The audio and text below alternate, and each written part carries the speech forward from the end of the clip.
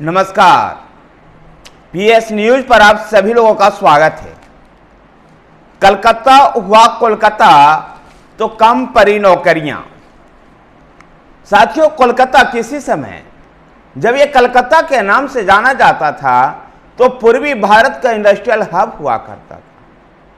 बिहार, झारखंड, उत्तर प्रदेश के लोग कलकत्ता में काम धंधे के लिए जाया करते थे और भोजपुरी फिल्मों, भोजपुरी संगीत में जो पूर्विया नाम की जो प्रथा शुरू हुई वो यहीं से शुरू हुई जब बिहार, यूपी, झारखंड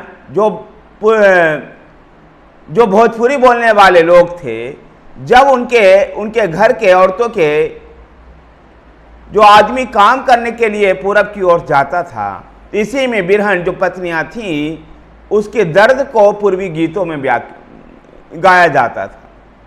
लेकिन अब समय बदल गया है और समय इतना अधिक परिवर्तन हुआ कि कलकत्ता तो कोलकाता बन गया।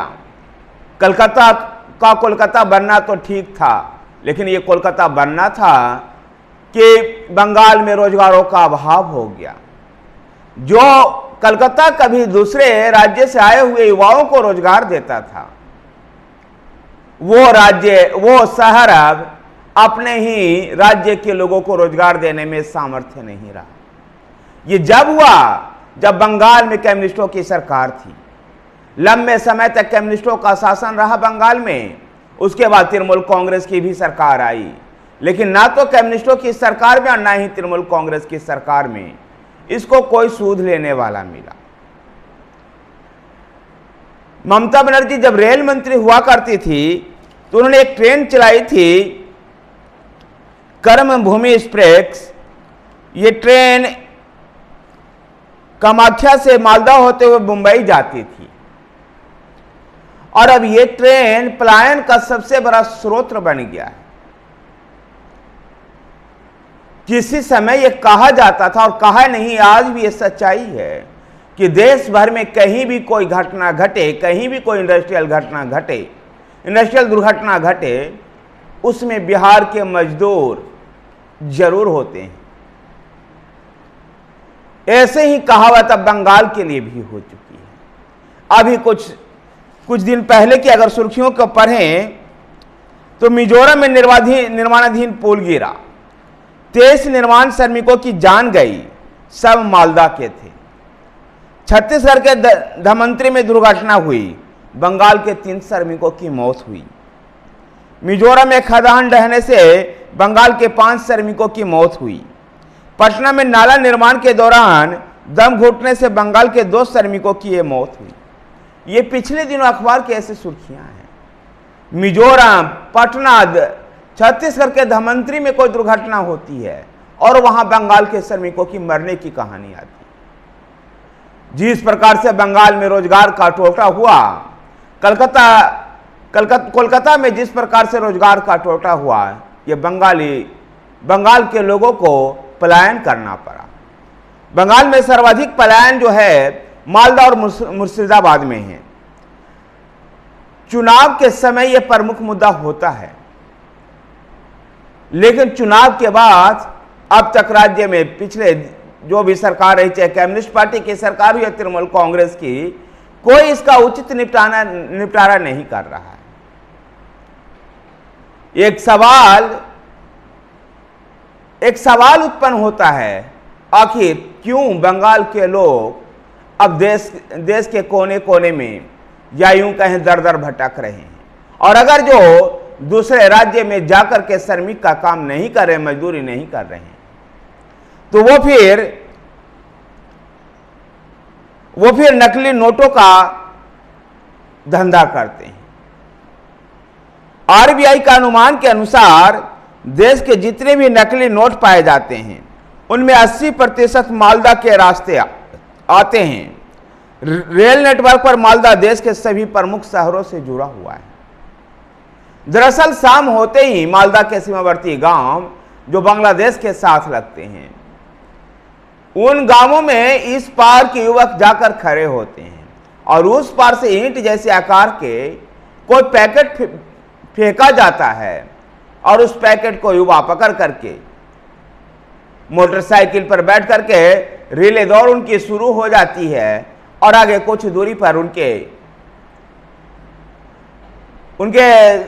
साथियों के साथी परिवर्तित होते चले जाते हैं।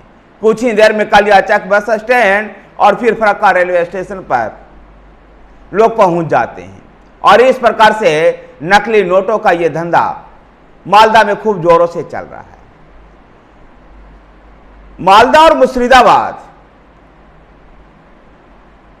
से सर्वाधिक पलायन है यहां से, और फिर भी जब राजनीति जो देखा जाता है, मालदा और मुर्शिदाबाद गांव में कभी न भूलने वाला दर्द लेकर के ये पलायन आता है। कुछ दिनों तक मोहल्ले के किसी खास घर से देर से रोती बिलखती स्त्रियों की आवाज सुनते हैं। फिर इसी मोहल्ले से कोई युवक बैग लेकर के प्रदेश की ओर जा रहा होता है।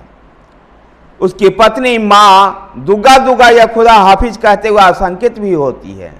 बगल के घर की दुख उनसे देखा नहीं जाता, लेकिन अपने घर की हालत का क्या करें। शुभेंदु दुख दूर करने की बात करते हैं। भारतीय जनता पार्टी के प्रतिपक्ष के नेता शुभेंदु अधिकारी इस बात को कहते हैं कि जब उनकी पार्टी सत्ता में आएगी तो बंगाल में औद्योगिक नए सिरे से औद्योगिकरण कर इस समस्या का निराकरण किया जाएगा। लेकिन क्या इतना ही आसान है? बंगाल में जो औद्योगिक विकास हुआ, कम्युनिस्ट के शासन में ये सारे उद्योग बंद हो गए। कुछ बची खुची जो रह गया वो नंदीग्राम और सिंगूर विवाद के बाद पूरी तरह से बंगाल से शिफ्ट कर गए ये उद्योग। और ऐसे में जब पूरा हिंदुस्तान औद्योगिकरण की ओर बढ़ रहा था, पहले बिहार और उसके बाद बंगाल में जो उद्योग थे भी उनका भी खात्मा हो गया। लंबे समय तक कम्युनिस्ट पार्टी रहे और जिन्हीं के शासन में उद्योगों का पलायन शुरू हुआ, वो अब ऐसे पलायन जो मजदूर हैं जो दूसरे राज्यों में काम कर रहे हैं, उनको लेकर के यूनियन बना करके उनके बीच में राजनीति कर रही है। 2001 में सिर्फ 1 लाख प्रवासी श्रमिक थे जो अब 1 करोड़ हो गए हैं। और यह हालत बताता है कि पश्चिम बंगाल में किन हालातों से दो चार हो रहे हैं लोग। कलकत्ता से कोलकाता बनते ही बंगाल में औद्योगिकरण का टोटा हो गया। अब देखना दिलचस्प होगा कि आने वाले चुनाव में, लोकसभा चुनाव में और उसके बाद विधानसभा चुनाव में यह मुद्दा कितना प्रमुखता से उठ पाता है और कौन सी पार्टी इसको लेकर के लोगों को आश्वस्त कर पाती है। वैसे कम्युनिस्ट पार्टियों से भी अब लोगों का भरोसा, तृणमूल कांग्रेस से भी लोगों का भरोसा उठ चुका है।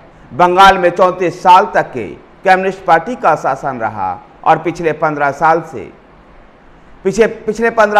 साल से लगभग तृणमूल कांग्रेस के ममता बनर्जी का शासन है। ममता बनर्जी के शासनकाल में भी औद्योगिकरण का ये टोटा दूर नहीं हो पाया है।